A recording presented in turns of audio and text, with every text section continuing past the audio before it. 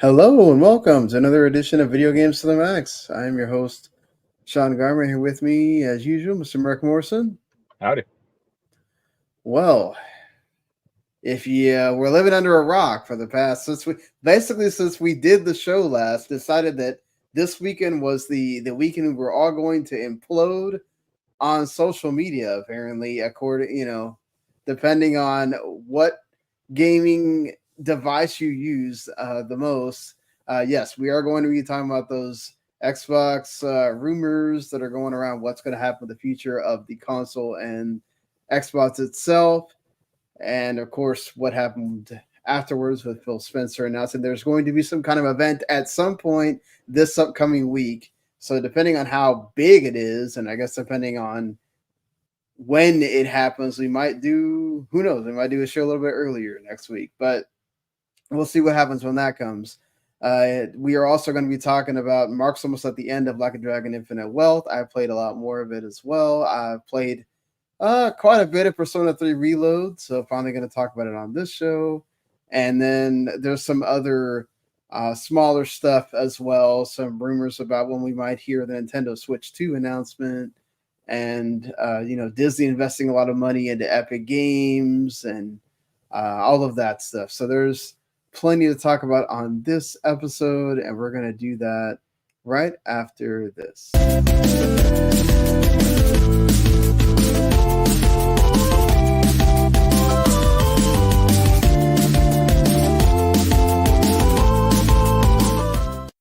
You are listening to Video Games to the Max.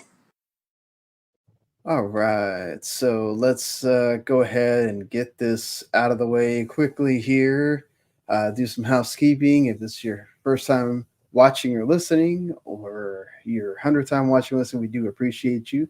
This is episode 384 overall of the show, and you can watch us live, usually around the 12:30 to 45-ish time on Fridays in the afternoon Eastern time.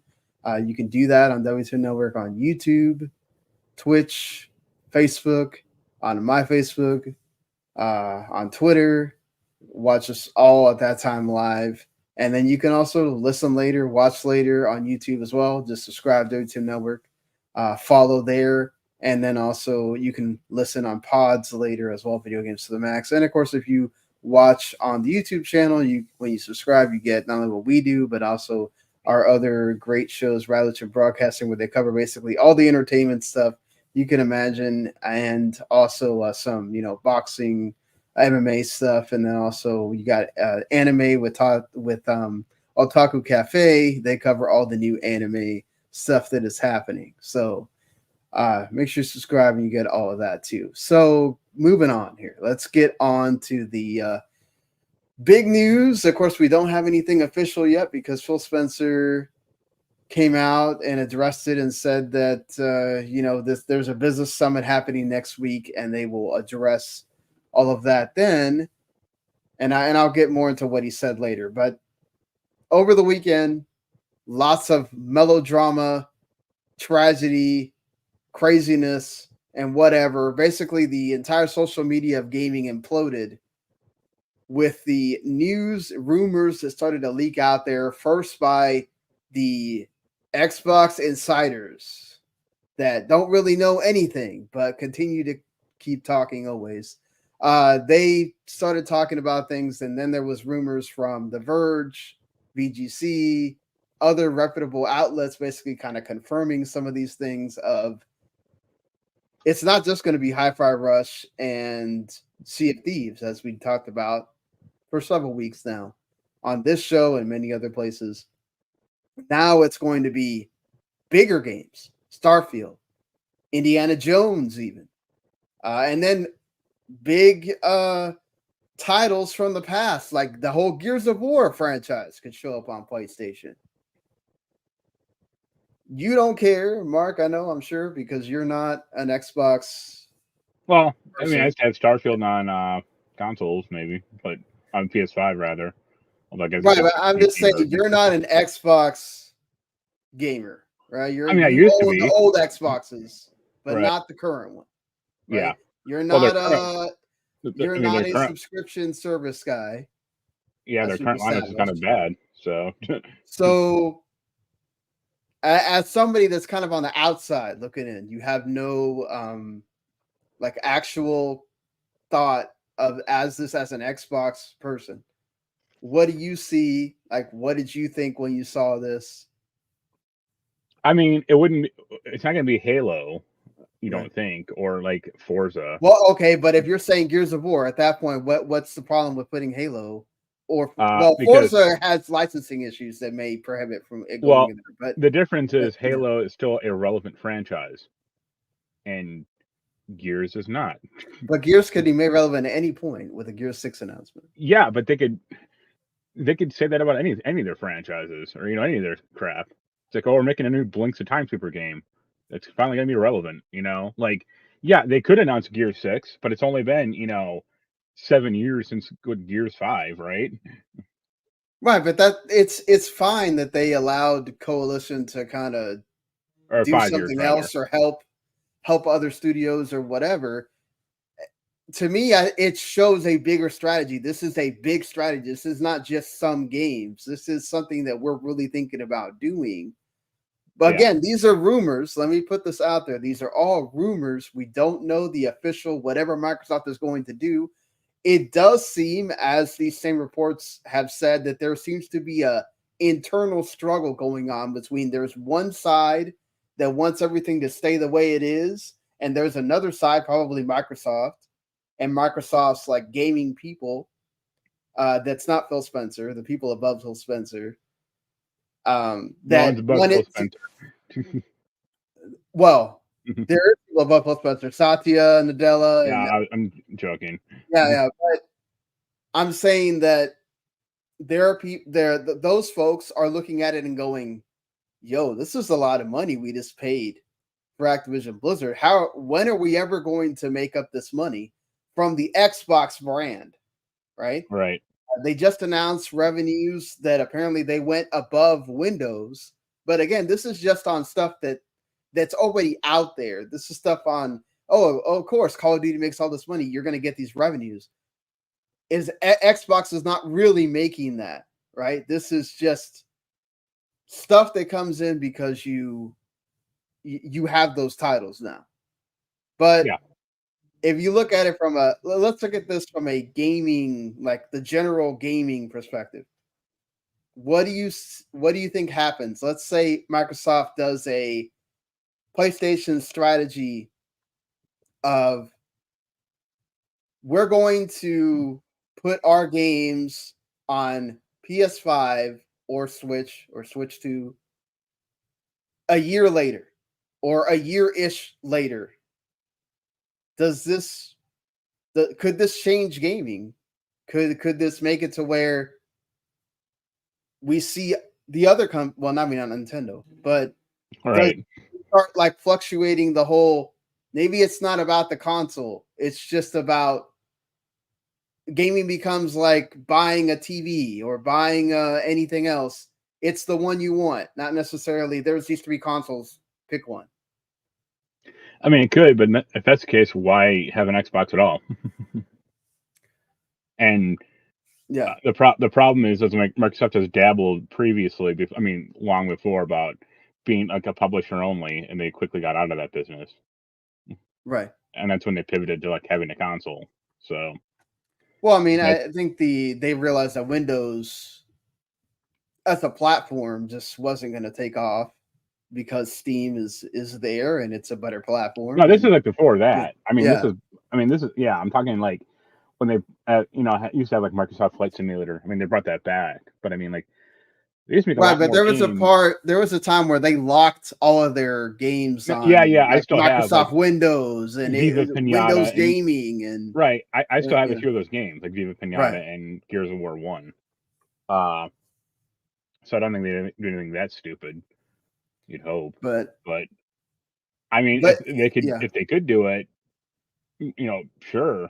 Like, but they've already kind of opened up so much of their console or their lineup to like Steam or PCs right. that you have to wonder how much of this stuff will, like, how much interest is there from Sony fanboys to like play Sea of Thieves.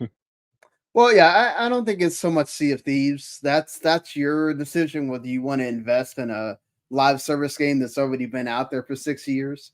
But if you look at their legacy stuff, the stuff that's going to come out soon, I mean, I think that's a different thing, it's right? kind of like when Dead Rising used to only be an Xbox Right. franchise, and they eventually brought it to everything else because they're like, well, it didn't sell that well on the Xbox, or it's like it's a very select, it's a smaller subsect of this group, so why not bring Right. it to everything else we can?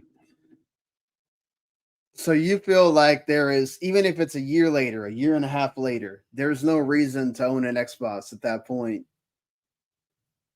There, Yeah, you like know, even like we were talking earlier, like you want to get a new gaming laptop, possibly, or a gaming computer, and mhm, it's like if that's the case, why would you realistically, why would you have a like PlayStation 5 or an Xbox? Because like there are going to be some exclusive games to PS5, but like most of that crap is heading to PC anyway. right. Like Ratchet and Clank or Last of Us or stuff like that. So as long as the PC is good enough, it's fine. But the problem is like the PC landscape is it's a never ending treadmill of having to buy new parts and upgrades and stuff like that. So that's why Yeah, you wouldn't want that right. necessarily. Mhm. I mean, that's, you bring up a good point, right? It's already like that for Xbox, right? Because PC games come day and date. They have PC Game Pass. Even you don't have to own the box. They have been telling you for how Right. many years you don't have to own our box. You Yeah. can play Xbox games wherever you want, in the cloud, off a browser, off whatever it is that you want, right? And so this is kind of like their messaging of, this is furthering that messaging of, maybe we won't have a box at all. Yeah. But Maybe we're going to have a box, but it's not going to be, it's the most, the cheapest option is not going to be the box that you play on now. It's going to be a Switch like box. There's rumor that rumor also came out that apparently that they are working on that. I would say the Yeah, danger with that though is look at this what happened with Funimation. Like they're right. shutting down Crunchyroll, shutting down Well, that's Funimation. Sony's decision, right? That's No, I know, but yeah, like you want this whole digital future, and it's like that's not a permanent thing. Or I mean, games go off Game Pass, or games can be delisted from the Xbox or Steam or whatever. right. Like it's not like a future proof thing or by any Yeah, means. but isn't And PC already like that? And you yeah, play a lot of PC games as well. I mean, right, yeah. yes, But Valve has made more the guarantees that their the games will difference with work. Yeah, the slight difference with that is like let's say there is an old game that isn't available anywhere. You can like legally at least you can always pirate it. well, yeah, but let's, and yeah, like that's piracy is not like I mean it's a legal hole, but like if you can't if like you want to find a certain old game that like the company doesn't even exist anymore for it, then that should be incredibly valid. Or it's like, well, what do you expect me to do? yeah. No, I mean, I get you. I'm saying they could always sell something with a detachable drive if they want to, or however it is that, PS5 is going to do that with the PS5 Pro most likely, and the slim, they're going to have a slim version that has that as well. So we're going in that direction. I don't think that's really necessarily the thing here. I think I understand the concern from me as an Xbox gamer, right? Me as somebody that has a bunch of stuff on my Xbox family of consoles, that if you no longer have a box, where does that go? Right?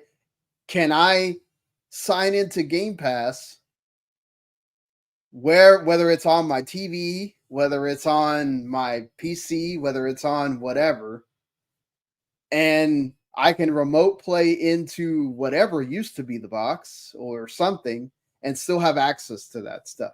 Is there going to be a way to do that if they decide to go in the direction? Maybe not this next generation, because it seems evident that both Xbox and PlayStation are making PS6, Xbox, whatever boxes. The generation after that, what happens to those things, right? And I can understand that from that perspective of you worry about, man, all these thousands of dollars that I spent don't go anywhere. And now I have to have my series like we used to do back in the day, right? You have to have the old box to play the thing. And will they? I mean, I guess you could always offline mode your system and it'll still work. But I do worry about that. Like, should I keep buying games in the Xbox ecosystem and they're still going to work, right? Well, look at the transition from the Wii to the Wii U. Look how well that worked out. That's Nintendo. I think they're just now figuring out that maybe we need to make this all work. Still don't know what's going to happen with the Switch 2. Still don't know if that's going to be backwards compatible or not. But I understand the concern. The absolute ridiculousness of the Xbox fanboys going and selling their Xbox and going off about how they feel betrayed, like they just got broken up with their, virtual girlfriend or something. That's a little bit too much there. I think those are people that have made Xbox their entire life and now they have no idea what to do with themselves. And that's you, bro. That's you. It's mostly men, so I'm saying it that way. Like there's a reason. I don't know. I just don't. I think we went a little bit too far on that point, but I do think that Xbox has not been clear. Microsoft has not been clear with people about things. If this was your idea coming into this year, maybe you should have already come out in front and said, hey, we are having these this is going to happen on this day or whatever. I don't know. I feel like, well, they can't do that because that'll just cannibalize their sales even more. I know, but I'm saying that, like, it always feels like they're waiting until the leak happens, then they go, oh, I'm sorry, wait a minute, we're going to do our thing this way or whatever. Even though this time it feels like the person that doesn't want this to happen inside Xbox is leaking this stuff. So you do have this reaction so that somebody has to put a date on, hey, we're having this show, because supposedly, according to Tom Warren, this was happening at the end of the month. Now they moved it all the way up to next week, right? Yeah. So they were able to get the corporate people to be like, okay, we're going to have to move this up now because people are getting very, very antsy online. You got people going and showing their receipts that they sold their Xbox and they no longer want anything to do with the ecosystem, and they went and bought a PS5 and, whatever. It's all over the map, right? That'll show them. Well, I mean, if you get enough people to do that, right? If you get enough people to cancel Game Pass and sell your system and whatever, it does matter, right? When you're already number 3 and you're already not selling consoles, having people return the console. I mean, yes, they already got the sale from the Xbox, but it's just those people aren't showing enough brand loyalty, so that's what they get in return. Right, but I also think we shouldn't be going nuts over rumors, right? I think keep a level head and understand that there might be positive things to this. There might be, right? I think I understand the people that only own an Xbox are worried that their one thing that they own is now no longer going to be going forward the way that you see it. But I think we also got to think about the generation Alpha, not even Z, the one that my daughter is in. Outside of Apple and, outside of Apple, there's no brand loyalty for these kids. They don't give a crap about what TV they're watching, what console they're playing the fucking game on. They just want to play Fortnite or whatever, Roblox or whatever thing on whatever thing that they own, and that's it. I get it that for a lot of Xbox people, this is like taking away their iPhone and telling them that, oh, well, now you got to play with the Android, whether you like it or not. I can kind of get that point, but I don't know. It's to me, it's just we're not looking at everything from the perspective of this could actually make it to where perhaps we don't have exclusives anymore. Perhaps exclusives aren't what they used to be, and we're going to have to learn to live with that. Maybe this helps out Xbox, and maybe Sony does the same thing eventually. They start putting their games on whatever Xbox thing they have. Or maybe Well, Xbox, there I don't won't know. be a next Xbox thing. So Like, to me right now, it's hard to imagine that Sony and Nintendo will ever allow Xbox Game Pass on their systems, right? right, The way it's presently constructed. Game Pass, no, but Yeah. specific game, sure. I mean, Yeah, Ori's on the Switch. that's different though. They don't own that. They Oh, they don't do. own Cuphead either, right? They Well, own they publish it, so they publish it, but they don't own it, right? They don't own that developer, so they can't tell that developer, "Yo, you can't put that on PlayStation or Nintendo or whatever." They do own Tango GameWorks, and the fact that there's a data mine that exists that Hi-Fi Rush is going there with shirts and everything that have PlayStation and Nintendo colors and all that stuff. Again, like this was kind of okay when it was Nintendo and it was Hi-Fi Rush and Sea of Thieves only. Or the report that came out today that they're putting Day of the Tentacle, Full Throttle, and Grim Fandango are actually getting PS5 versions finally. Like that stuff, those games are old as all get out. Who cares? yeah. But like when you're talking about Starfield, Indiana Jones, which hasn't even come out yet, and even your like super legacy stuff like Gears of War, that's totally different. You know, Here's a good question. Do you think Microsoft regrets buying Bethesda? no, I think Microsoft probably looks at it, and I don't think they do. I think the thing is that there's an internal battle going on, but with Bethesda saying, why does Activision Blizzard games get to be third party, but we don't? We're supposed to be an independent publisher inside of Xbox. Why are we being treated like you're owning us, but Activision Blizzard is not? Right? And so they probably looked at it and go, well, if we're already doing this with Activision Blizzard, why don't we do this with Bethesda too and make money everywhere? Yeah. Right?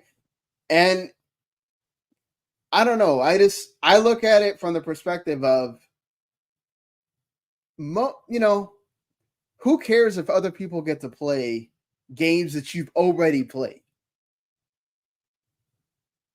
The same thing happens with Sony and the PC stuff.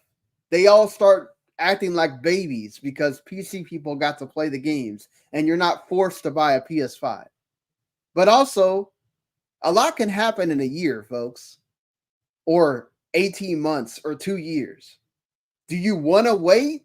Sure, you can wait, but it's not guaranteed that it's going to come out in a year exactly or 18 months exactly.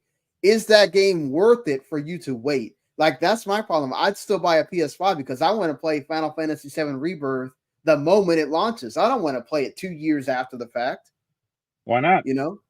I mean, who cares? I love Or- that franchise too much. I can't Yeah. wait 2 years. I don't want to wait 2 years. And but that's a small number of people. There are a lot of people that are willing to wait.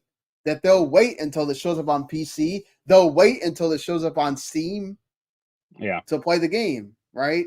Uh, I don't know if that's ever going to happen for Alan Wake 2, but I'm assuming it probably will because Epic's going to want it to make more money at some point.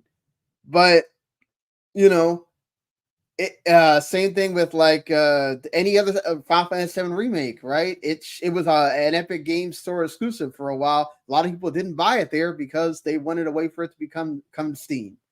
Yep. I'm sure there's going to be a lot of PlayStation people that maybe thought about buying an Xbox for, I don't know, insert game here, Hellblade or Indiana Jones or whatever, that said, okay, well, now we don't have to buy one. But you still have, I think this is where Game Pass sort of still works. You still have the option of pay $70 for your game or pay $17 to $20 for your game. Which one's better for you? You know, which one works out better for you?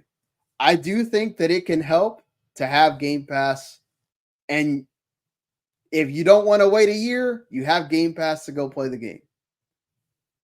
But I don't know. I don't think consoles are going anywhere for the foreseeable future in 5 to 10 years. After that, who knows? Is Sony even making a console at that point? Like, Well, they better, because I just rewatched their old PlayStation 9 commercial from like 15 years ago, so or 20 years ago. right? But I mean, there's you can go read it. I'll put it in the description. There is statistics that show console gaming, as far as buying the boxes, is hitting a peak. There's a certain amount of people that do not want to buy the box at all, and there's an even smaller amount of people that buy the boxes and buy the exclusives. It's like 10% of the console base buys the exclusives. The rest of them are buying PS5s because they owned a PS4 and all their other games are on there, or their friends are buying a PS5, or they're buying it to play Call of Duty, Madden, FIFA, Fortnite, or whatever, and that's all they're playing on there. And the problem with Xbox is I can do that on the PS5, so why do I need to buy the Xbox? Like, it's already like that. Like, why do I need to buy an Xbox at all? Anyway, if Fable ever comes out, it'll be only on that. Yeah, it'll only be on that, but it's already out on PC as well. You can play it on your phone. You can play it on a tablet. Like, you can't put the genie back in the bottle. Like, I see people's solution is, we'll kill Game Pass and put it back to the way it used to be. It's like, listen, that model is going to die eventually. That model of buying the box and then everything is stuck to the box is going to die. Eventually, stuff is going to be on PC. You don't think Game Pass will eventually die also? Oh, it could. Definitely. Game Pass could die. If this doesn't work, whatever it is that they're doing right now, it's going to die. Because they cannot continue to... I mean, Microsoft can. They're a $3 trillion company. They can do whatever the hell they want to do. Okay? I'm not here to tell a $3 trillion company what to do. But except to keep people employed. Yeah, well, that's a whole nother whatever. They can keep subsidizing Xbox for as long as they want to, but I understand it from the perspective of all the people that are, this is capitalism. They want the division to make money by itself without them having to subsidize a huge part of, whether it's Game Pass, whether it's there's a reason why they've continued to put less and less big games on Game Pass. The large majority of the stuff that comes to Game Pass now is indie games. And then games that are super old, like Resident Evil 2 and Resident Evil 3 Remake. Those games are old at this point. It's not like they're even putting Resident Evil 4 Remake 6 months after it comes out on Game Pass. Now, maybe Sony has some kind of exclusivity thing with that, where they money had it or whatever, but my point still stands. We're not getting these big third-party games on Game Pass. We're getting the smaller. Why? Because it costs them too much money, and they're not getting the return on that to put those big games on there. So why? We have our own games that we're making. Let's make those the priority. Now, here's the thing. I think they see Starfield and they see what happened, where Starfield still sold decently, even though it was on Game Pass. But then they look at it and they go, man, how much more would we have sold if it was on PS5? And then we could take that money and put that back into Game Pass, or put that back into our games that we're making right now, and recoup some of that investment. We spent too much money, not to mention this Activision Blizzard deal. When are we ever, back to my point from the beginning, when are we ever going to make that back if we don't find a way to make money somewhere besides what we're doing right now? And I don't think closing the box again is going to do that. I don't know. That's a what do you think? What do you think they should announce on whatever day that they're going to announce this next week? Dreamcast 2. Let's go. Partnership with Sega. They already have one of those, but like, what do you think could help them at all? Does this strategy work? Putting their games on like their lower tier games on PS5 would be fine, or like announcing Minecraft PS5 version or Hi-Fi Rush, whatever, because that happened before the other way with Deathloop. That Right. Sony had Yeah. that for exclusive for a year. The problem with Microsoft, and this has been the problem for the past 2 generations, they don't have the games. Yeah. And the fact they have to keep buying buying studios, like, hey, bought Bethesda. It's like, okay, Bethesda's lineup hasn't been great. Like, Starfield sold okay, but like, they were like heralding it as like, the game, the RPG of the generation, or and no. And then look at like Redfall, like no. Yeah. And then hopefully Activision works out, maybe, but like they just closed or are in the process of closing Toys for Bob. And The Office, not the developer, The Office. Right, but like, that's not a great sign. Well, they did that with Sledgehammer as well. Sledgehammer is remote. Yeah.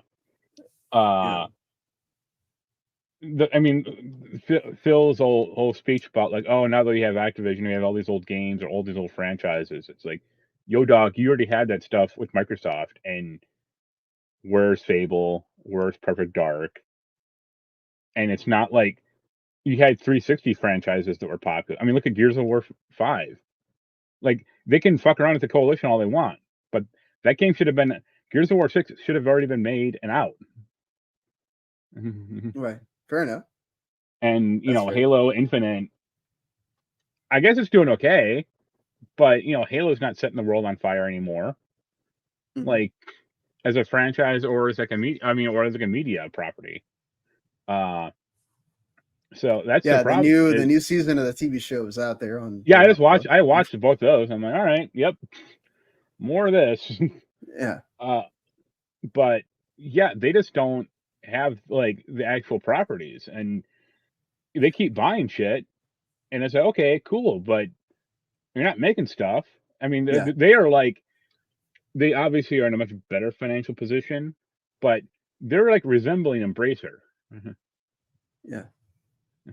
I mean, I don't think that that's necessarily it, because the games that are coming, they're coming. It's just the problem is, I think Microsoft is looking at it and going, I don't think any of these games are going to do even close to what Starfield did. Right. Maybe not even Indiana Jones, because Indiana Jones itself is a franchise that's kind of like, no, yeah, it's like, too old, or yeah, it's not okay. Let's say Star Wars Outlaws was exclusive to Xbox. Yeah, that could possibly do pretty much what Starfield did, right? The problem that they have is they look at it and they go, the one franchise that we have is already multi-platform in Call of Duty that sells ridiculous amounts of money all the time. Right. And then the other stuff is mobile, right? They don't even know what's going to happen with this mobile store that they want to open, because Apple is now trying to make it even harder for you to open something on their store. You got to pay them 50 cents every time somebody does over 1 million downloads. And if they're expecting this Xbox store to be amazing, like they think it will, it's going to do over 1 million downloads. And then they got to be paying Apple 50 cents every time somebody downloads it or reinstalls it, for that matter. So they got that fight going on. Yeah. Microsoft and Epic can team up and release the Microsoft phone once again. And yeah, I think Satya is realizing he screwed up with the Windows phone now too, because you could have had a third player in that market. Now it's just Google and Apple, and that's the way it's, I guess, always going to be. I don't know, but that's another thing too, is they're at the point where they're supposedly considering maybe not putting Call of Duty on Game Pass, because they want the full amount of everybody buying this on both consoles and PC and everything else.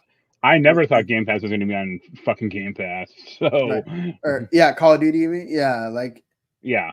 I mean, the older one, sure, but not like the new one. Hell no. Well, but that's the promise of Game Pass, right?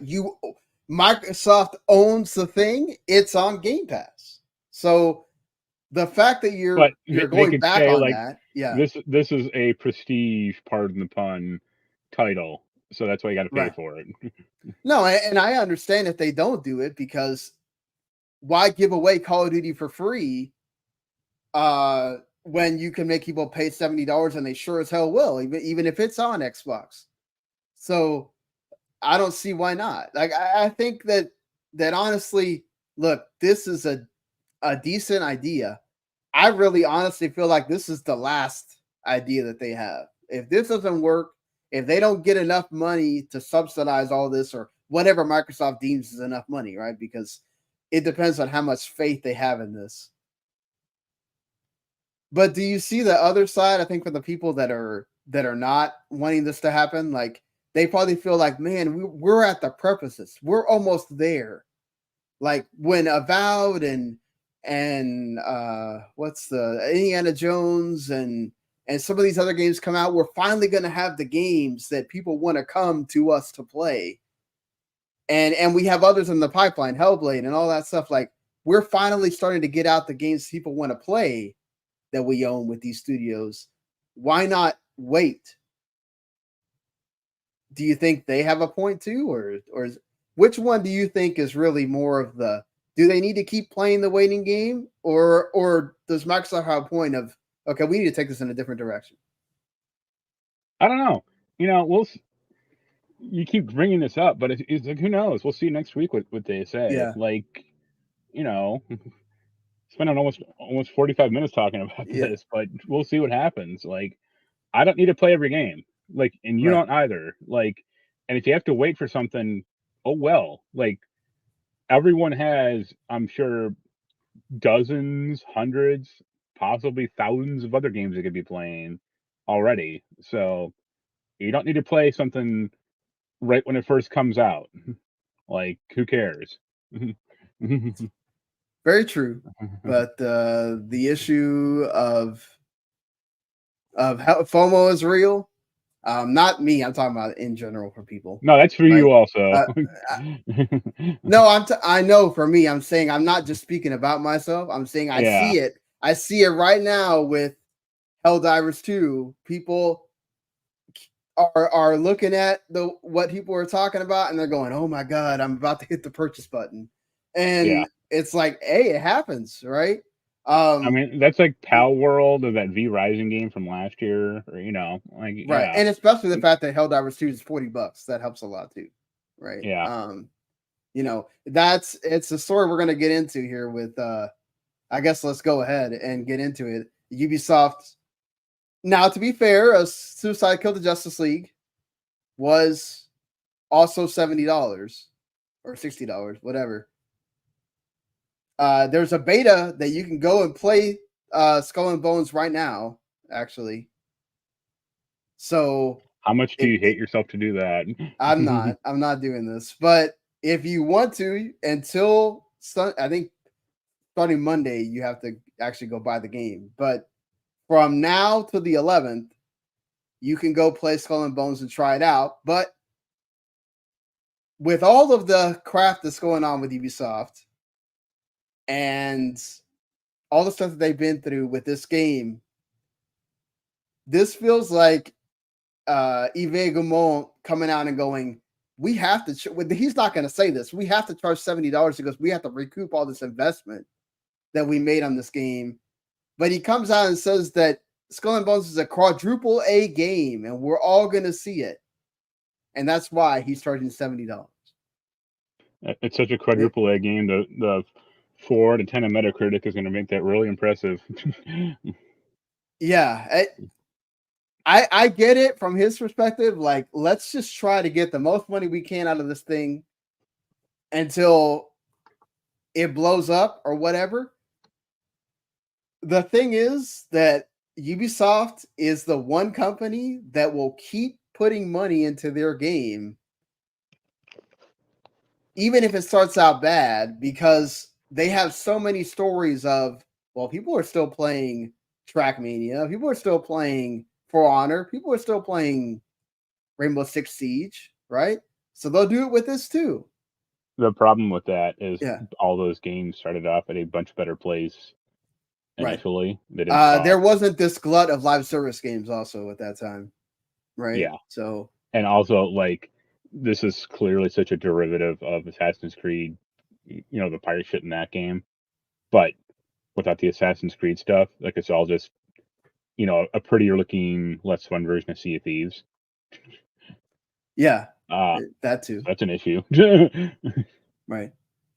uh, Isn't it also like it's a PvP game, right? Like you're building your ship to go against other yeah. ships, and Yep. yeah. So I don't know. I Is mean, there going to be pay to win stuff in there too? Which that's a I'm sure there is, because there always yeah. is in Assassin's Creed shit or Ubisoft stuff. That's not going to help them either. Unlock a map to all the blueprints to get the better ship cannon or whatever, stuff like that.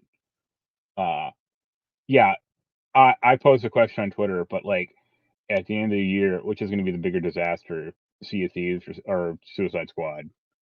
All right, And it's a real yeah, it's a real toss up. Or not Sea of Thieves, Skull and Bones. Sorry. yeah. I mean, the thing that sucks is Suicide Squad feels like it has redeeming qualities, but there's like nobody wants it to be a live service game, whereas like this thing is just a live service game.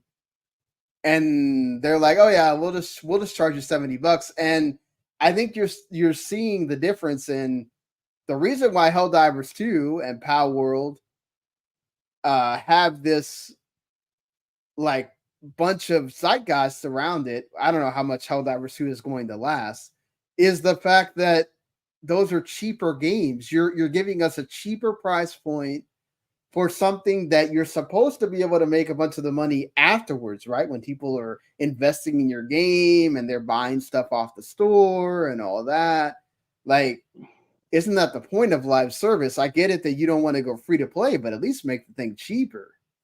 And it feels kind of crappy to those developers and everybody that, oh, we're going to charge $70 for this and kind of doom it on day one. I know you're hoping that open beta is going to get people to want to play, but I don't know. I feel like we're not going to get these glowing reviews of that game when people get done playing that open beta. I don't. Right. And most of the reviews for Suicide Squad have been like, "Hey, it's a decent enough game if it were single player or a co-op." Right. But yeah, the fact that crammed in this live service thing that no one wants completely destroys the game. Right, and a lot of the mission structure is samey because of that. Yeah, it's just right, like what happened with Diablo 4, kind of. Like, yeah, getting through that game is fine once or twice, but then it's like, oh, play forever. Game here to justify that at all. Like, yeah, exactly.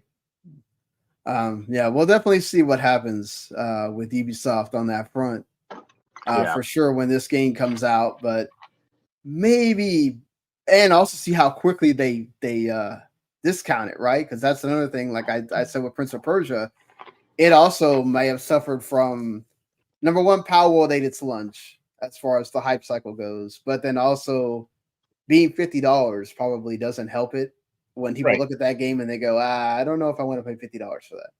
Right. Yeah, if it was 20, I might grab it, or Yeah, exactly. If it was 20 or 30, I would go and grab it. But here's the thing: is like, yeah, look at like Metroid Dread, like that was $70 or $60. People ate but that. Metroid Dread is a Nintendo product. They're going to sell you that thing at $60. You're buying a Nintendo published thing that they can get away with that. Right. But when Ubisoft constantly puts their stuff on sale very quickly, and then only they have Ubisoft Plus, and Power World came out a day later and just freaking ate up all the oxygen.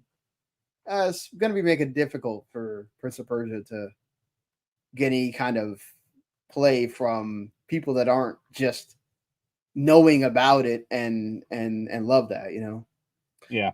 But all right, before we get into other news stuff, let's pivot a little bit and talk about games we've been playing here.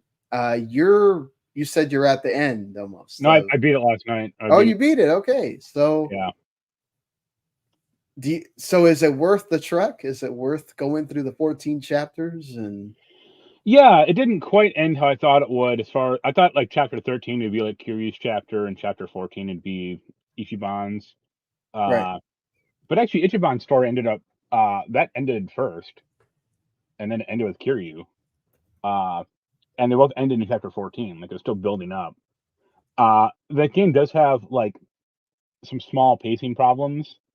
Like, you're only in chapter, I think you said chapter 8 or 4. okay, 4. They introduced a character in chapter 10. And it's like, that's a little too late to introduce a new character.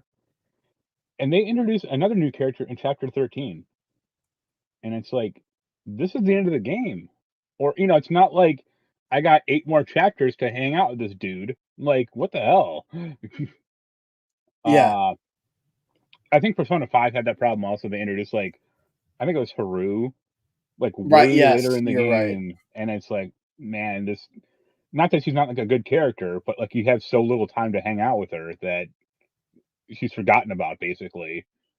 Uh, but yeah, I really liked it. I reviewed it. I wrote the review last night. Uh, yeah, like, what do you want to know? Or I mean, I basically got to the part where they introduced the Sujimon thing, yeah, which is hilarious, by the way. And yeah. like, uh, So yeah, I had a weird thing with that where I found a decent guy, like this big fat guy, and I used him for like 80% of that thing because he just decimated everyone. right. Uh, Um, but at a certain point, you do need like a specialized team. okay, So that makes sense. Yeah. have fun save scumming the gotcha machine. Oh, it works with Gotcha. Yeah, I mean, no, it's you pick up tickets all the time. It's not like Right, some pay to win thing or anything like that. I mean, if you get the DLC, it just gives you better ones. But like, right. I've heard that. Yeah. yeah, I just used like the regular ones, and I was able to beat that thing like no problem. Yeah, I think we talked about the Dundoku Island thing last time. Yeah, Um, you haven't done more of that, have you? I Or haven't got to that point, so I oh, haven't touched it at yeah, all. Uh, yeah, I yeah, it's just like I think the story for me already is gotten more interesting, right? you I feel like you I'm really haven't connecting with Tomizawa you finally. haven't even met Yeah. Danny Trejo's character yet. So yeah, that's kind of what I want to like. I guess get your thought on of where does this rank with Yakuza Like a Dragon? Do you think this is better?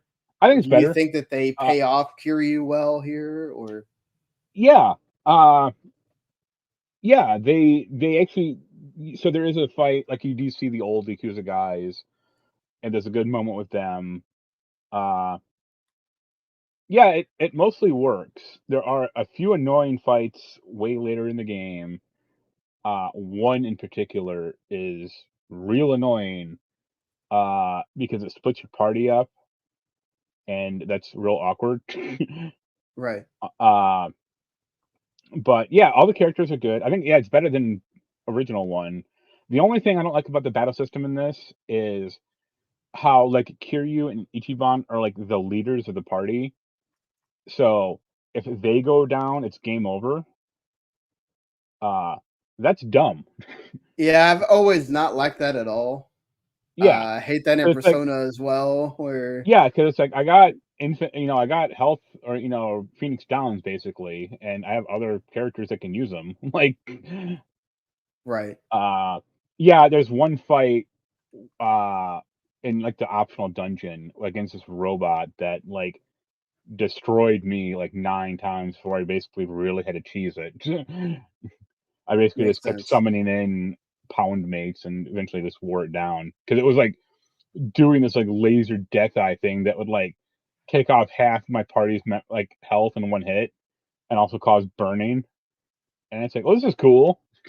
And you do it like 4 times in a row. Neat. Yeah, uh you don't get, it's funny, you don't really get a lot of money in the game until like way later on also. Like, I don't know, are you like, it Yeah, burns the money. I've run into that problem too, where you keep seeing like all of these stores that Yeah, sell like weapons and things for like thousands of dollars, and I'm like, holy crap, you like you have like when am I $100. ever going to get that kind of money? Yeah, so there are the three main ways to do that. You can save you eventually do access a casino in the game, like, poker and stuff. You can save scum the poker game, like win 20,000 and then quit, save, do it again. Dondoko Island, you can convert the money, the Dondoko bucks, into real world money. It's not great. I think it's like 1 million bucks equals $10,000. And the final one, which I did a few nights ago, was that robot boss in the optional dungeon. I think it's Chitose has a money sucking ability with the housemaid or the Yeah. housekeeper. If you do it against the boss, you get $50,000, which is a lot. And Yes. then you lose against the boss, and it just kicks you out of the dungeon. But you can go back in the dungeon right to the boss again and keep doing it over and over. So I Right. got like $3 million doing that, and then I was like, all right, I guess I'll Nice. face this boss. Have you done any? Oh, have you done much of the job stuff yet, or no? No, Or do you that work on job stuff is after that. It's chapter 5, so I that? haven't Okay, gotten to that yeah, yet. Like, it's all funny of because my yeah. Go yeah. ahead. No, I was gonna say most of the jobs, like this, the core jobs are good enough. Like like I changed a few of them, but like I always kept Kiryu as the dragon of Dojima, or Ichiban's always the hero. Oh, really? You didn't change I mean, you much of can, them? but I wanted to get it up to level 30 also. Like, there's a trophy for that, so that's also one annoying problem. The trophies are actually pretty approachable in this game, but there is a trophy to get uh Ichiban up to level 70, and I finished the game at like level 53, I think, or 54, and the enemies cap out at level 55.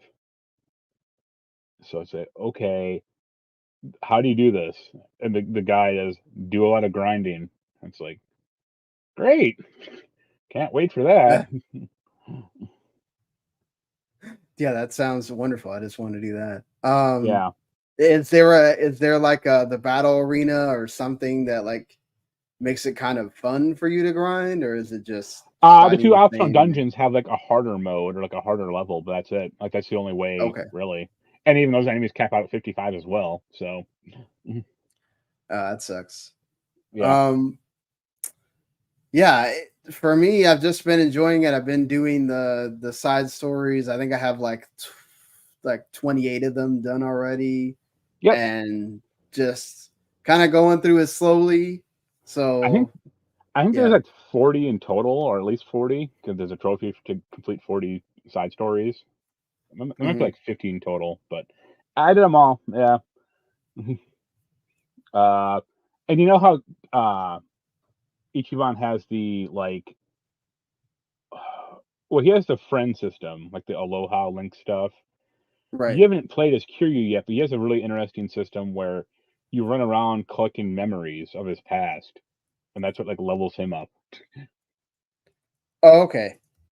Yeah, Yeah, I mean, I've been kind of like just fighting every single group of people that I walk up, walk by, right. and Except for the purple guys, avoid those.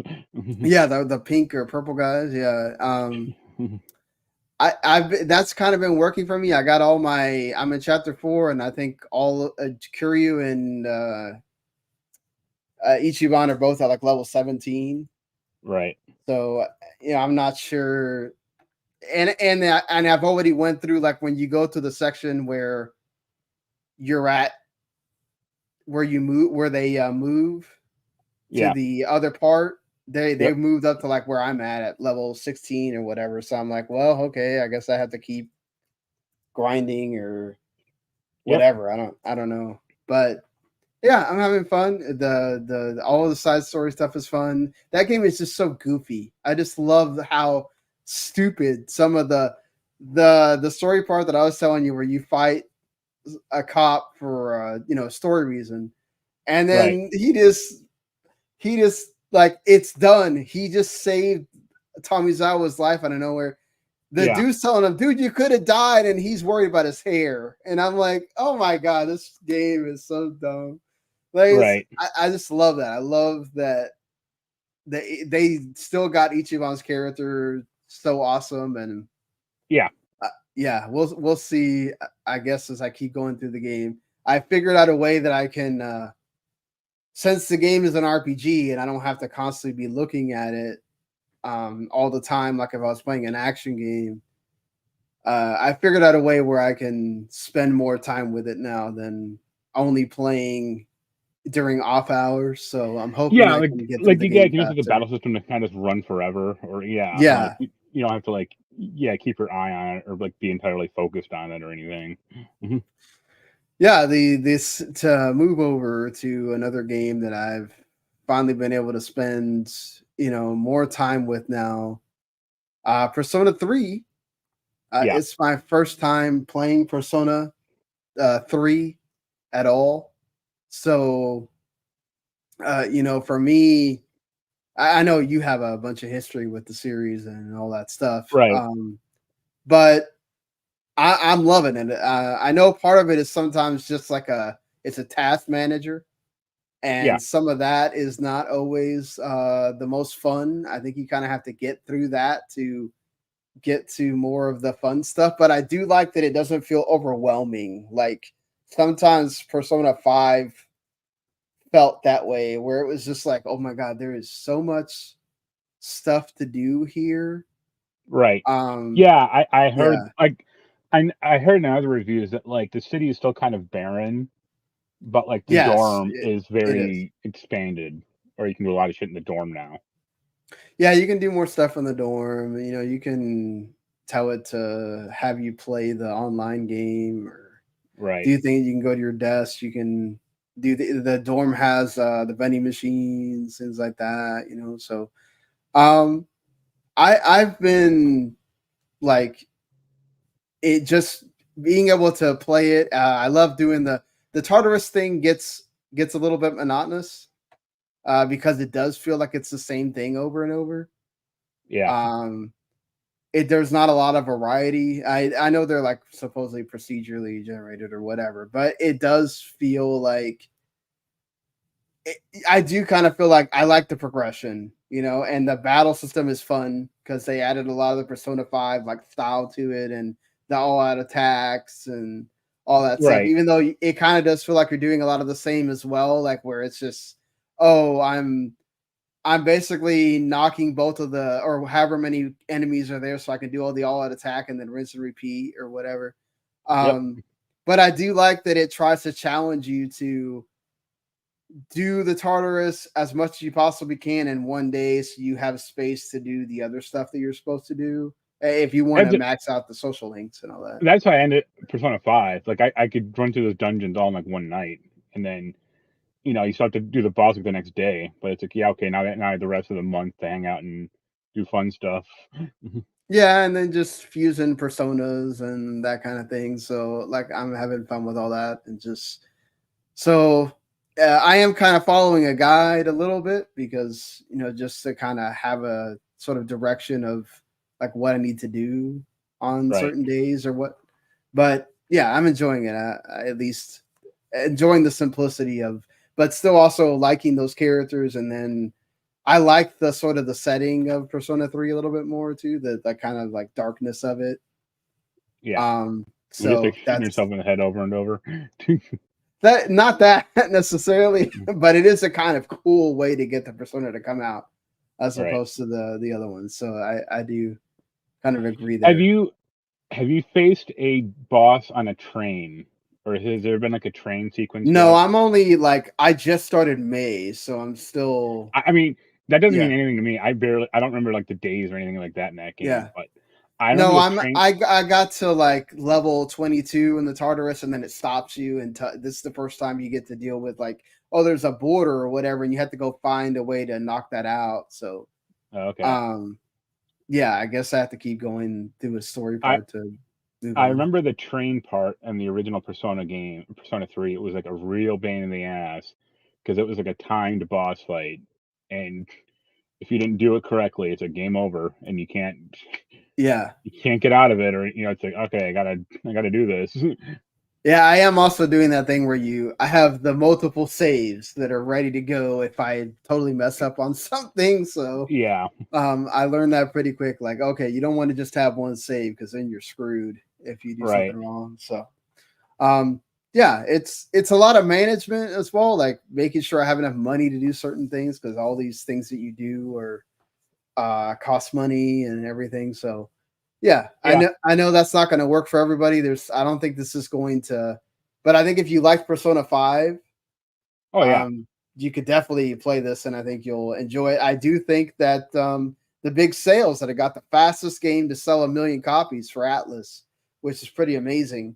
Also helps to show when you have an actual like multi-platform release on day one, Atlas, what happens. Look at all that money you're making off Steam and everything else, So I do think I wonder how quickly we're going to eventually get a Persona 4 remake if this keeps doing well. So let's see how that goes. I think more people would actually be more into like Persona 1 or 2. Oh well, Mm. I think there's been reports. I think that they are working on like remasters of those. I don't know if they're doing full remakes, but at least having them on modern platforms would definitely help.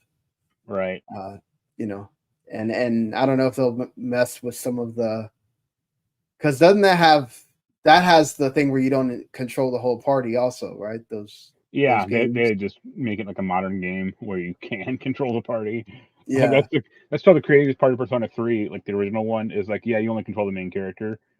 And it's like you can kind of tell the other people what to do, but it's like vague suggestions. They're just gonna do right. it on their own, which sucked. Yeah, definitely. That did suck for sure. So I'm not going to because for one you didn't play it, I'm sure it's and fine. Like, the February 7th Final Fantasy VII Rebirth demo, and then also like we don't really need to talk that much about the state of play because a lot of it is huge spoilers. So I'm gonna not talk about things that like get spoiled in there. But I did think it's a really great 20 minutes. For that is a final trailer that you don't need to watch at all if you don't want to be spoiled because it will finish spoiling you the entirety of whatever that game is going to be if you watch it. So I would recommend don't watch that final trailer at all all right, unless you're like me, you don't care about spoilers, or you're gonna be like me and you forget half the crap when you finally play the game. So I do think that like it was cool the way that they showed like how the map is all interconnected and how that's all gonna work. And um I don't know if you saw any of that at all. I yep. think you said you didn't watch I the state of play, but I willfully didn't want to watch it because it's like, yeah, yeah, it's also gonna be out in 3 weeks. So who cares?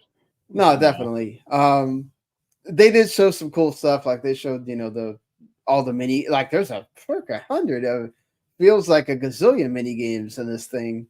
They're rivaling like a dragon levels of mini games in this game. I love that they just totally like went with that. Is it And gonna be super bass fishing in this one also? Where's that karaoke? one for sure. Um, yeah, the big stuff with the characters and all their synergy attacks, that looks awesome. Like, man, how many of them there are, it feels like. I did not think that there was going to be that many. So that's awesome too. And yeah, and this I'm just ready for this game to come out. Like that's the whole thing that I got left with when I got done watching. I was like, man, could it be February 29th already? I want to be playing this game. The demo basically goes through the whole Nibelheim incident. So I guess it's cool that we get to finally see that in full 3D. Uh, I don't know about some of the other gameplay stuff they added in there, but I'll let everybody experience that when we get to it. Um, but yeah, they made that a little bit more lengthy than the original is or whatever. So that's Yeah. cool. Um, I'm excited to get the Junon part that's going to come a little bit later to finally experience like what that open world stuff is going to be like. Because I do worry about like, is this going to be like our first open world game? And here's all the stuff that's normally in open world games, and will this actually be enjoyable? I hope it still is. And it looks like it is with all the stuff that they've added. So yeah, I'm just ready for it to be February 29th already. I keep going back and forth of whether or not I want to like ask off work for a couple of days just to like get totally consumed by this game. So yeah. And I bought like 3 of the like books that are there, like that are for in between Advent Children, and then one that's like after Advent Children, and then that Tales one that's like the I guess the story of Tifa and Eris. So I'm ready to get all into this and for that game to come out. So then we can experience this game and see what it's actually all in there. The Right. teases that they left us with that trailer is incredible. So we'll see, definitely. I guess if you want, there are a bunch of sites that got to do like previews from the LA event. So if you wanted more, there's definitely that stuff there too. So anything you want to say about, I guess, Tekken 8 or? No, I just played like one match, but now I got to buckle down. I mean, that won't take as long as Infinite Dragon, hopefully. So, or like a Yeah. Wealth. So, Infinite Wealth. And Sorry. you got Grand Blue finally as well, right? Yeah, that's further down the path though.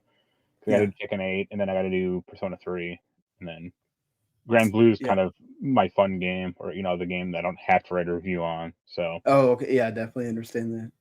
Yeah. Yeah, will be interesting once you get to Persona 3, what you think as somebody Yep. that's Hopefully beaten that Tekken won't Persona take 5 a bunch of times. Yeah, Tekken won't take that long, so I can kind of flow through that kind of quickly, and then Persona 3 time. All right, so let's, I guess, move back into some new stuff. And one of the like big, well, it's not really big. It's like more of these rumors about when Nintendo is going to finally announce the Switch 2. Nintendo did have like their financial report meeting talk. They kind of alluded to the fact that they're always working on something, but they're not ready to announce anything just yet or what it even is.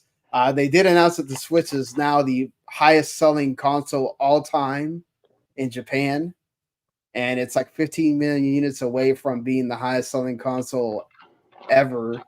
Let's see if it gets there by the time we get to whenever the Switch 2 comes out. But supposedly the rumor is that it's going to be March, sometime in March 2024. That's why there's also a rumor that Nintendo's not really going to have a Nintendo Direct. It's going to be a partner showcase in February at some point, letting people be able to sit there and wonder about what's going on with the Nintendo Switch 2, because really the 3 Mario games that they have coming out with Donkey Kong, Mario vs. Donkey Kong coming out next week, and then Luigi's Mansion 2 and Princess Showtime are kind of like the last big things that they got.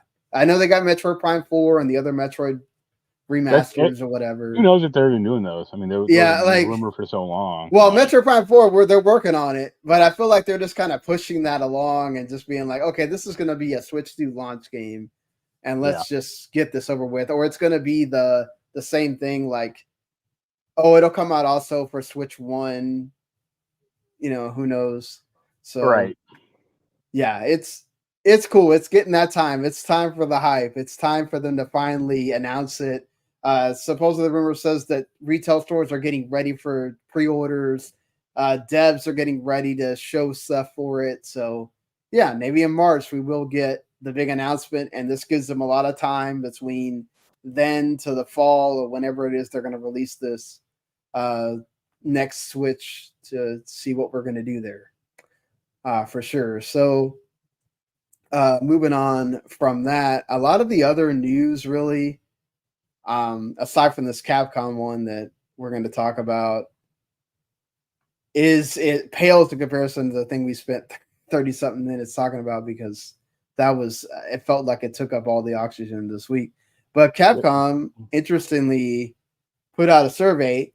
I mean, we've seen Sega and Atlas do this before.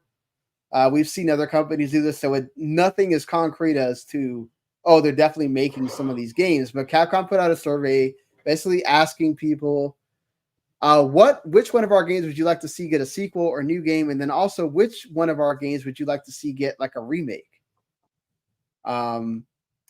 And some of the stuff that they put in for a remake: Breath of Fire 1 through 3, that would be awesome. Ace Attorney 1 through 3, Mega Man 1 through 3, Gargoyle's Quest, Final Everyone's Fight, favorite. Onimusha 1 through 3, and then add all those into the ones where you just get a sequel. They included Darkstalkers, Okami. Some of these are kind of, we know they're doing another Resident Evil. We know they're going to do another Street Fighter at some point, whatever. Mega Man, Dino Crisis, Dead Rising. Are there any of these that you're sitting there going, definitely, I want to see them make another one of this? I'd go with Rival Schools. I really like that franchise, like the world that it has, and even though all the American versions are all fucked up, like I still want to see more of that. Yeah. And Onimusha collection might be kind of cool. Like, you don't need to make more of them, but why not? Just remove the tank controls, maybe. No, just have them say screw it and just have them in there. Like, this is how games used to be. God damn it, deal with it. Right. I'd love a new Okami, like a big budget Okami. Yeah, Okami would be awesome. I'd be that down ain't for never that. gonna happen. I don't know. I wouldn't mind any more Dead Rising. Like, I'm seemingly the only person who liked Dead Rising 4. That's because they took all the weird shit out of it finally. So, yeah. But yeah, I'd say Rival Schools and possibly like an HD port or a remake of Marvel vs. Capcom 2. That'd be cool. I wonder how much red tape they have to deal with Disney on that, but right. We'll see. Yeah. Yeah, some of these being in here is like, why do we need to put another Resident? We already know you're working on a million Resident Evil games. Yeah, like, or like Monster Hunter. It's like, yeah, they're never gonna make another Monster Hunter. They already announced it. They announced Monster Hunter Wilds at the Game Awards. Right. So like, one. I'd like to see, like, it'd be cool if they made another Lost Planet. Like, it's been a while, Yeah, but the reason they haven't is because that last one. Yeah, no, definitely. I get you. People have like the two nostalgia ones. I mean, Darkstalkers, I guess, would be fine. Although I prefer Rival Schools, but like, people have such nostalgia boner for Dino Crisis, and it's like, yeah, that game was not good at all. Like, there were reports that supposedly before Exoprimal came out, they were thinking about it, but it's like, yeah, why not just do Dino Crisis? Like, you could even add that multiplayer component to it, and could have done something Exoprimal. Yeah, you're just part of like Regina's squad, or whatever. I forget. Yeah, like I don't know why they didn't go ahead and do it. Yeah, it just seems like, I guess they want extra emphasis on, well, what if, yeah, but the problem with that is like, well, it has Exoprimal's kind of a dumb name, and now that like the few people that might have been interested in Dino Crisis, Exoprimal or whatever, like they're all let down, so they're really not going to play it. Yeah. So, that's a you can't win any solution except for do what people want in the first place. Right. Exactly. No, I mean, we know we're probably going to get like another. For me, Breath of Fire would be awesome to finally see like that in modern gaming, and then what they would do with that would be great. Like, considering so many people have their RPG series, having Capcom have their like one big RPG series come back would be amazing. Why not? If we're looking at all those Super Nintendo RPGs, like Breath of Fire definitely was right up there with those. So make another Namco X Capcom game. Only bring it out to America finally. Yeah. I don't know if this is Capcom or well, I think that's Sega and Bandai Namco, but if we ever got another Project Cross Zone game, I would be so Right. excited.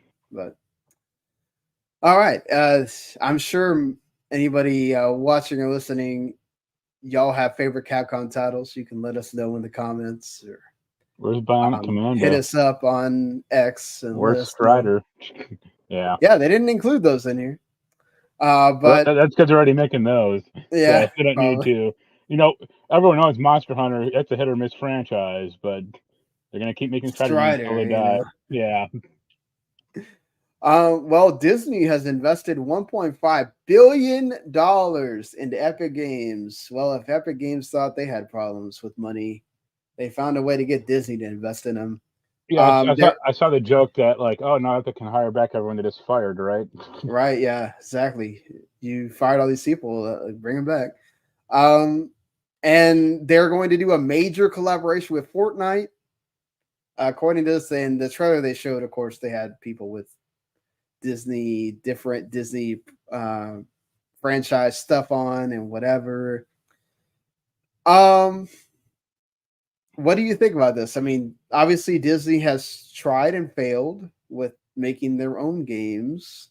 Yeah, repeatedly. They kind of killed all their studios and everything else, and this kind of seems like a big Disney way to get into gaming.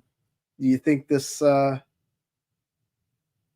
What do you think happens out of this aside from just adding people to Disney I, stuff to Fortnite? I could see them trying to do like a Disney kiddified version of Fortnite, like kind of its own separate thing. Yeah. Where you only can play as Disney characters though. Like I could see maybe that. Uh, Mhm.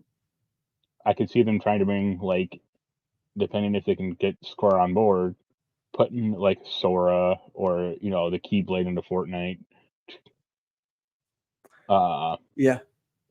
not sure what else. Like, because the problem is Epic. Like, they would have a better shot if they actually want to make games. They'd have a better shot of like putting their money in with Capcom or Square or EA or anyone. Like, Epic doesn't make games; they just make Fortnite. So, Yeah, this seems like maybe where they're going to have, like you said, they're going to add another mode to Fortnite, right? Like what we have with Lego and the Fortnite Festival and all that.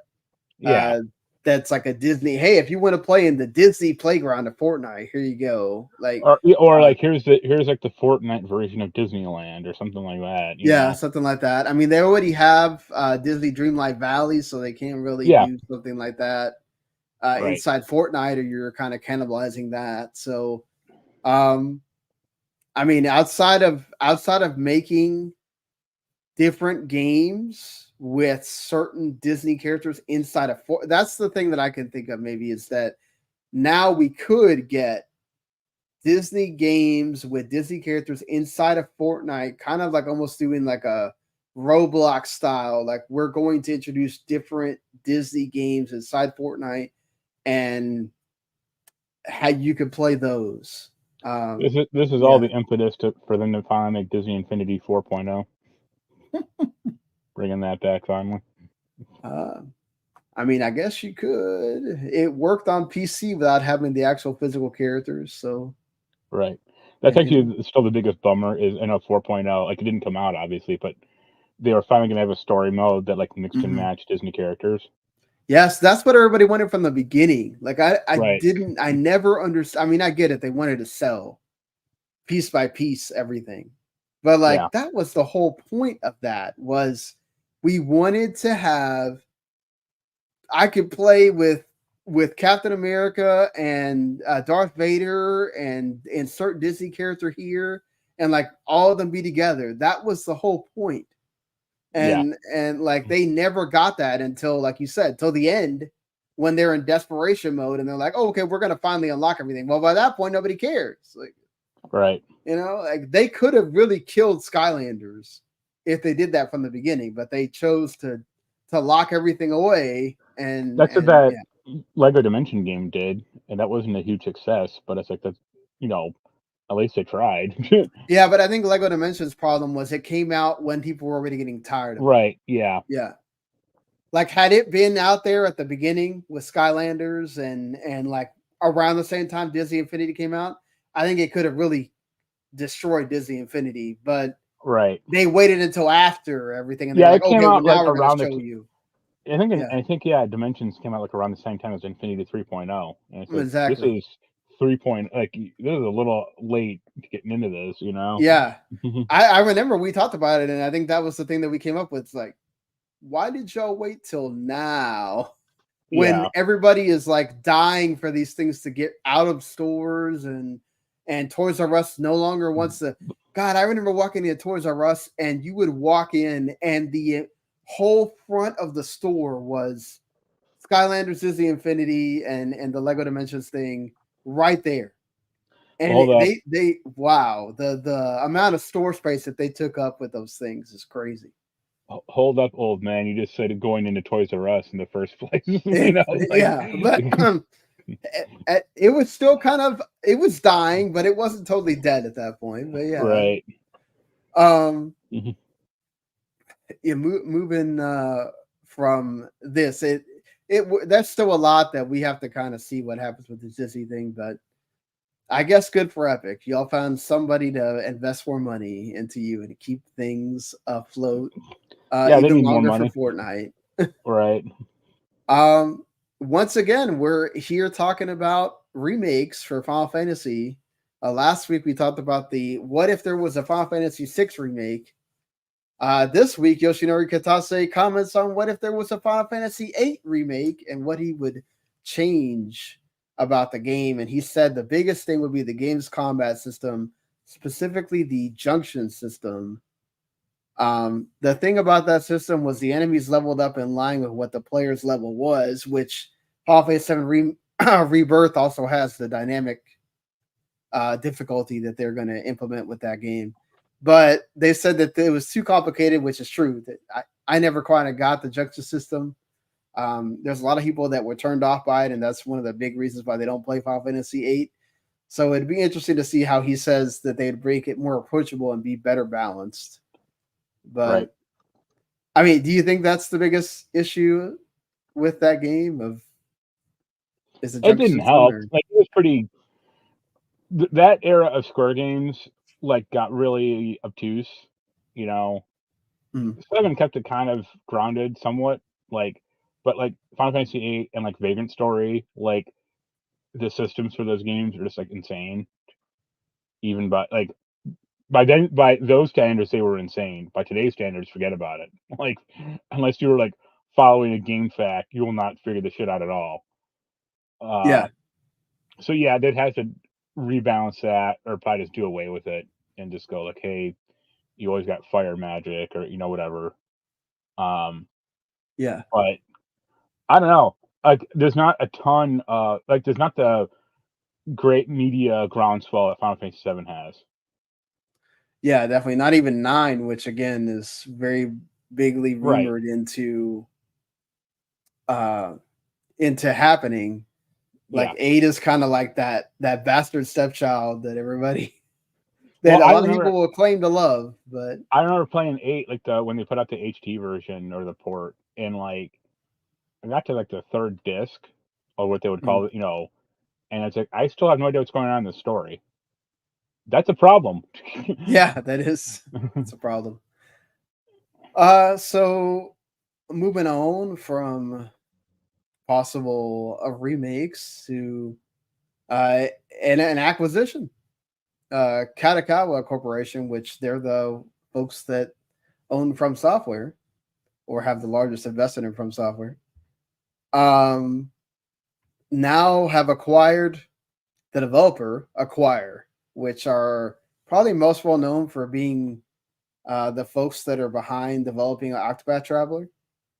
Yeah. So I wonder if that means that they can't work on Octopath Traveler 3 or not, or Square Enix would have to figure out some kind of pay structure for that game going forward. I don't know, but they I'm yeah, sure they'll keep going, or it's profitable for both ends. So yeah, Mhm. that's I good for them. Supposedly Katakawa wants to strengthen the ability to create IP in games with this. So I was more dismayed when I saw that Tencent is trying to make a mobile version of Elden Ring. Yeah, that's weird. It also seems kind of counter to what they wanted to do with Elden Ring. Yep. I don't know. Like, I get it. Everybody wants a piece of that pie, but like, just focus on the DLC. Let's put it there. Which still hasn't even been announced. So yeah, no, it's been announced. They just haven't announced a release date. Right. Yeah, it sucks. Like, we'll see. It's hopefully it's one of those things where it has nothing to do with Elden Ring. Mostly, it's just kind of lives in its own world, and people can just ignore it if they want. That's always the better thing. Yeah. There's some folks, we don't know how many, laid off at Visual Concepts Austin. That always sucks. Supposedly 2K announced that they're doing some kind of restructuring program. They don't know what that is at this moment, but maybe more layoffs are coming for them. They didn't do that well in their earnings report, apparently, as well, based on what they want. And what investors want, I guess. So we'll see. Again, these things always suck, and I guess that was the one positive. Outside of the whole Toys for Bob office closing, which that sucks too, and they laid off 86 people, which that also is terrible. I don't know if that's part of that 1,900 or if that's separate. I didn't ever separate, but it's weird that they would announce that right now when the FTC is going after them for that. Yeah. Even though the FTC has like no claim to that at all, because Bobby Kotick was quoted as saying that pretty much if this thing doesn't go through, there's going to be people losing jobs. That should be kind of enough to be like, yeah, this was definitely going to happen, whether this acquisition happened or not. So I don't even know. It's like them just trying to grasp at straws again to try to see if they can stall this, and hopefully the judge just throws it out and we can move on and finally figure this out. Because I feel like there might be something in that announcement next week that they're not going to go all in on what they're going to do because they still have this FTC thing looming. Yeah. So we'll see. But let's end things on a nice note. Always cool to see more gaming media happening.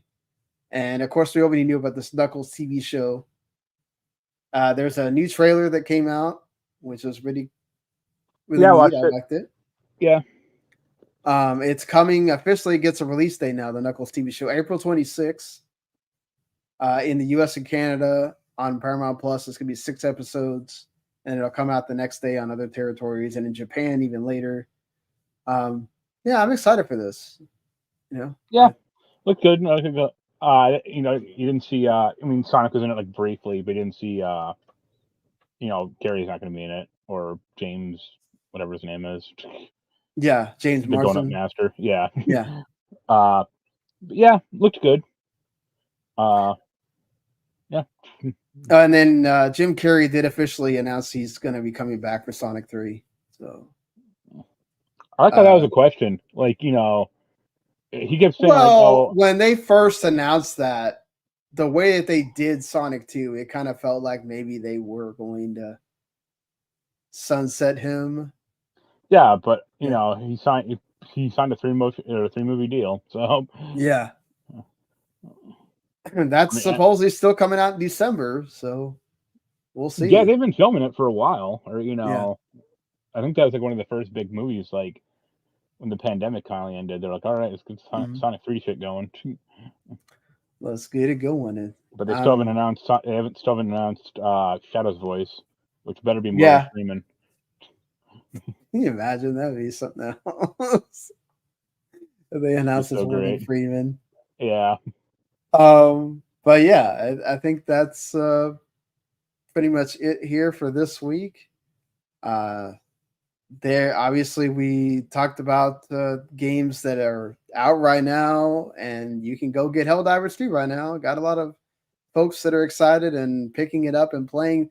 That is a game that is, you could play it solo, but it really is more about playing co-op. Yeah. So, and it's supposed to be actually really hard as well. So that's why you want to play co-op. Right. So, yeah, just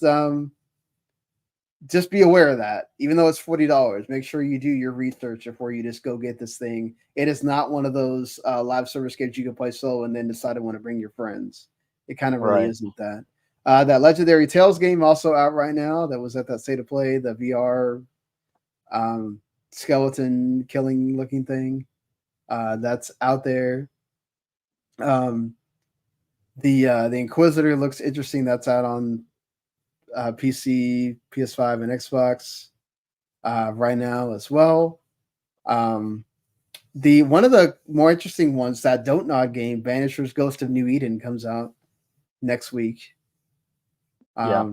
I'm interested to kind of see what people's perception is to that, because I've liked all the stuff I've seen from that. That CDI game, Arset Jewels of Paramore, comes out next week as well. Ultros, the very flashy, cool-looking Metroidvania, is out on the 13th. The Tomb Raider 1 to 3 remaster is also out. Can't wait as well. I really hated those games. Yeah, that should be interesting. That Hellskate game is out next week as well. It's early access. That's that, like, he's literally going to hell and you're a skater as well game that's looked really awesome. I'm excited for that. Played Up is going to be on Game Pass. That's out next week too. And then, of course, the two big games that are out by the time we do the show next week is Mario vs. Donkey Kong, the remake on Switch, and then Skull and Bones also will be officially out on the 16th. Which one do you think is going to do better? I would probably bet Mario vs. Donkey Kong by a mile. So yeah, pretty sure. But all right. Until next week, everybody. Thank you for watching, listening, whichever one you did on demand, or even if you did live. Thank you. You can go subscribe, whether it's on podcast, Video Games to the Max, or us. Go subscribe to that YouTube channel, Those Who Know, where you can get everything we do. Until then, see you later, everybody. Later. Bye.